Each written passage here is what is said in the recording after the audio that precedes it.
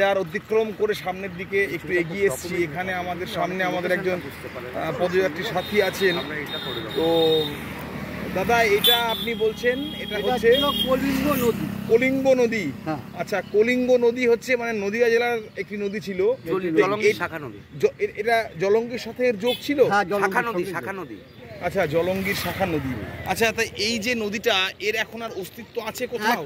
কোথাওই দেখিনি আমি যতদূর এটা দেখেছি, কোথাও দেখতে পাইনি। আচ্ছা, এর কোনো মানে আমাদের যে তবে কি না বলি, নদী তুমি পাবে না, তবে নদীর মানে পাশ ধরে যদি যাও দেখবে পুকুরের সংখ্যাটা কিছু বেশি। আচ্ছা, নদী তুমি এখানে পাবে না কোথাও। আচ্ছা, মানে এটা যদি আমরা সেই পুরনো ম্যাপ ট্যাপ গুলো খুঁজি, হ্যাঁ পাওয়া যাবে। সেই ম্যাপে হয়তো পাওয়া গেলেও পাওয়া যেতে পারে। অবশ্যই পাওয়া যাবে, অবশ্যই পাওয়া যাবে। আচ্ছা আচ্ছা আচ্ছা আচ্ছা আচ্ছা।